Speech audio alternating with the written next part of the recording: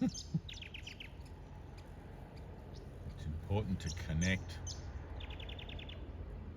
It's the most important thing, really. There's a lot of things that you could say are the most important thing. Mind training is the most important thing. And mind training, part of mind training is learning to connect. Learning to connect with the spirit through breath, through will, through body, mind. It's one action. The body seems to be the temporal entity that's, well, seemingly separate from everything. And when you find yourself perhaps in a moment of nature, I'm not really in nature here, I'm parked by the side of a road, but the view's very nice, so I thought I'd use it for a backdrop. But if you find yourself in the nature, it's seemingly easier to connect, especially if you're beginning at this, especially if you're a novice. All the hustle and bustle of daily life is far from your mind. You're surrounded by the serenity and the synergy of nature and your place within it. And even on a physical level, it's somewhat easier to feel a sense of being connected with it, where you can step back from the hustle and bustle and see yourself as the observer, see yourself as someone in the dream participating in this idea of feeling connected. And it is an idea. God is an idea. Everything is an idea. But ideas are powerful. And even in a denial sense, even in a sense of conflict, you can often see in history how powerful ideas can become in the influence that they seem to exert, illusory or otherwise. So I like to connect. The connection is within, of course, the true connection. But I like to connect in a way where early in the morning, I'm reminding myself, first thing, and there's a beautiful section in the Course in Miracles where Jesus says, before you start your day, tell yourself the kind of day that you want. And you're connecting with your purpose. You're connecting with your new path in life as an idea. And everything you do throughout the day, which is peace, of course, and everything you do, just in case you didn't know, and everything you do throughout the day forms part of that connection. When you find your peace of mind disturbed, wherever you are, wherever your day has taken you, you stop again and you remind yourself that your purpose is peace, that your function is forgiveness. And you have that moment of pause and inner reflection, and you connect through the Holy Spirit and allow for that moment of grace to re-enter your mind. It's not a concept, it's an actual action of mind. You allow for that moment of grace to occur. And you'll know when it happens. When it happens for me, I get a little laughter and it sort of bubbles up from, well, it bubbles up from somewhere. I don't exactly know where, but prompted from somewhere, I should say, bubbles up from my lungs and my, and it's spontaneous. There's not any kind of determination about it. So throughout the day, as you go about your business, and which is really your Father's business, as you set your goal for inner peace, what happens is all of your little efforts line up in every relationship, in your work relationship, your home relationship, your shopping adventures, your holiday relationships, every just normal, everyday kind of things, they all start to line up and bear an important part of what would be seen as emphasis, I suppose. They all seem to bear emphasis on your goal. Because prior to your new goal of inner peace, prior to setting that goal and remembering that you set that goal, all of those regular relationships seem to be only the sorts of things throughout the day that would push your buttons and send you into a frenzy. But now they actually have a purpose. Now they have usefulness, and you become grateful. It's like, wow, thanks for pushing my buttons. Let me look at that button. Let me see what it is I'm reacting to so I can heal it in my own mind, so I can return my mind to peace in this situation should it recur again and again and again, which it does. Time and space is nothing more than a repetition of cycles from the seasons and the years and the ideas of the tides and comings and goings and things like that. Everything here works in cycles. It's on a loop. I really love the Truman Show, where if you haven't seen the Truman Show, it's an absolute must-see for anyone undergoing a spiritual metamorphosis. But in the Truman Show, when he starts to wake up, he starts to realize that things aren't the way he thought they were. And he tries to get his girlfriend, who he doesn't yet realize is part of the plot, he tries to get her to realize that things are on a loop, and he's sitting in his car with his girlfriend, or his wife it might be, and they're looking in the rear view mirror, and he goes, watch this. He says there's going to be a girl on a bike comes by, and then a VW bus, and then somebody walking a dog or whatever. And he said, and they're on a loop. He gets all excited. They're on a loop. They just keep going around and around and around. And he'd never noticed before, because he'd been too preoccupied with his own self-fascination, and never set himself a goal, never sort of allowed himself to think that there might be something else going on other than the way he perceived things. Anyway, it's a beautiful movie, and I don't want to spoil it for you, but yeah, I won't say anything else about that. I really want to, because it's all so relevant. But connecting throughout the day, connecting in the morning. I mean, if you don't connect in the morning, if you don't, before your feet hit the ground, it's like, Father, here I am today. Use me. Help me to undergo whatever I have to undergo as an idea of healing, because it's going to show up whether you like it or not, right? Relationships are great catalysts for either denial of self-love or acceptance of self-love.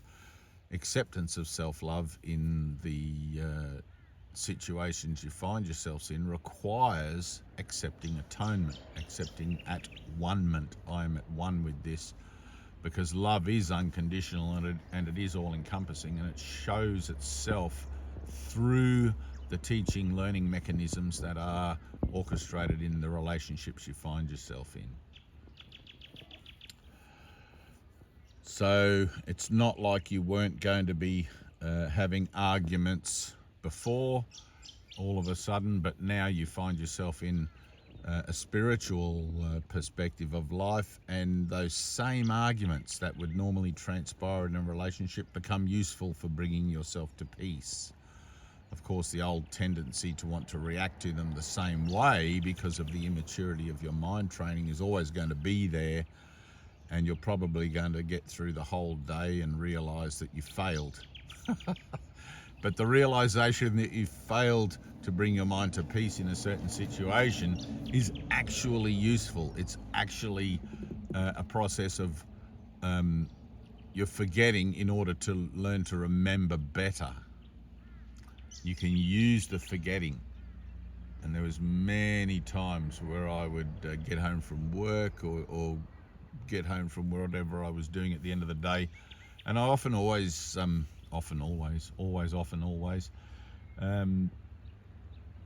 do a little reflection. Just sit quietly on the end of my bed, and whatever sticks out for me is memory in the end of the day, and something that upset me perhaps. Not that there's really much these days, but I use that for healing. I look at it and it's like, all right, I see that I did get upset with this person, this situation. I didn't zip my lips. I told them what I thought, and now I'm going to have to deal with the repercussions of that tomorrow or whenever I see them next or whatever. And it's always going to be requiring a moment of defenselessness. That person's going to want to say what they say, and I'm going to feel as if I'm justified in saying something because I feel like I need to defend myself against this person because I think I'm separate from God, rather than seeing that that person is an opportunity for me to learn to stay defenseless and stay open and stay in the connection of lower to higher relationship rather than temporal relationship to temporal relationship. Right? And so my created to creator relationship becomes stronger. My faith is increased, my revelation readiness is increased, and everything works for my awakening. It's important that you understand that. Everything works for the awakening. There's nothing separate from it. And I had a very beautiful moment yesterday with my ex-wife in the dream, who has been suffering from, on a physical level, suffering from a very annoying cough for the last 7 months and getting steadily worse and worse and worse. And finally, in a moment of defenselessness, she allowed herself to actually hear on a deeper level what's been presented to her by the universe again and again and again over the past 7 months regarding moving on from that cough or healing from that cough, which was in her case that she saw herself as a teacher of God and didn't want to waste her time offering this to people that she didn't think were going to make the same level of commitment to it that she made. Which sounds fair enough on the surface, but when you realize that, hang on, I'm just here to serve God no matter what that looks like. I'm not going to cast my pearls before swine, but I'm going to keep the door open to anyone that comes, and I'm going to allow them to come for whatever purpose they come, in order that they're coming to bring me an opportunity to heal my mind. And that was a very beautiful moment for me, because I remember that moment for myself when I realized that I'm not so much as teaching anyone else, because there's nobody out there, but what I'm about is presenting the certainty of my mind, like through these videos, that there is no world and that God is a fact, so that whatever resonates with that can come back. And quite often what comes back is my denial. Quite often what comes back is somebody saying, oh, you're an idiot, of course there's a world, and how can you say that, you must be on drugs, and all of these sorts of things, which at first used to trigger me a lot. And then after going through a process of healing those triggers, of looking at those things and coming to an acceptance of the fact that this is just for me, don't expect anyone to hear it. It's like Jesus said, 2 in 10,000 will hear this. Don't expect anyone to hear it. Don't expect gratitude for this path you've taken on. It's about giving the gratitude. It's about offering gratitude for what it is that's presented to you as the opportunity for your own healing. And it took me a long time to hear that. And to this day, it's still the carrot of externalizing that still dangles. I mean, I think it will probably still dangle forevermore until the time I lay my body aside, but it doesn't taste any good now, that carrot. It's an old moldy carrot. And I was still very occasionally, right? This is the beautiful thing about transformation. Initially, I would get lots of comments like "you're an idiot" and all these sorts of things. And then after a certain amount of time, and you process through the transformation of how you feel about those things. I keep my finger on my nose. How I feel about those things. I got to a point where they no longer disturb my peace of mind. They're just like, all right, whatever. And some people I'll block, they're just serial.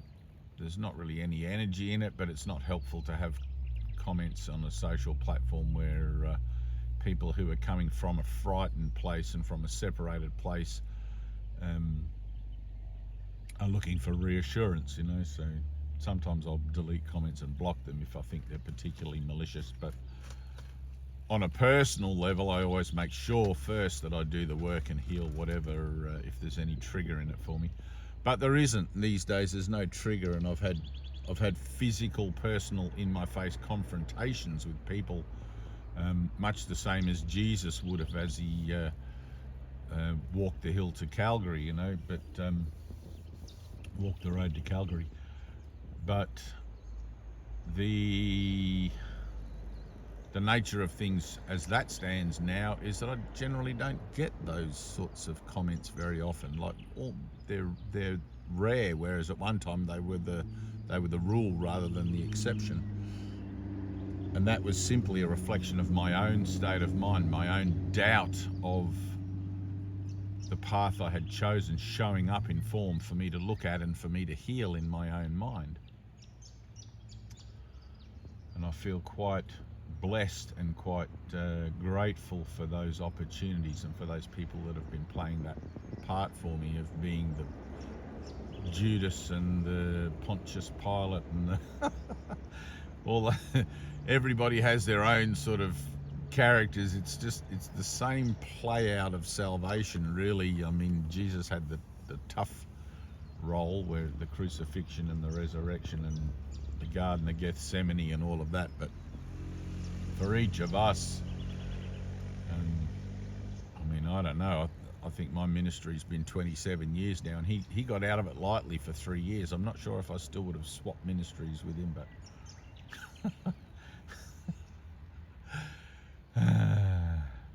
it's funny. It's a funny thing.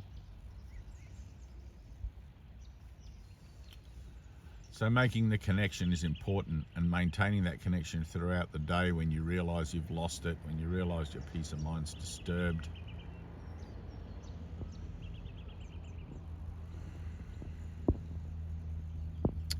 Anyway, that's it. Just a short one. If you have to go into nature, if you're a new student and you've just picked up a course in miracles, I remember all those many years ago, it was incredibly helpful for me to go down to the beach, to go into the rainforest. As long as you're not doing that with an idea of escape particularly, but initially I think it does help to have some space, some nature around you, some normal just trees and sky, and get out of the hubbub and the familiarity of everyday life. Find yourself in a new space, a new energetic.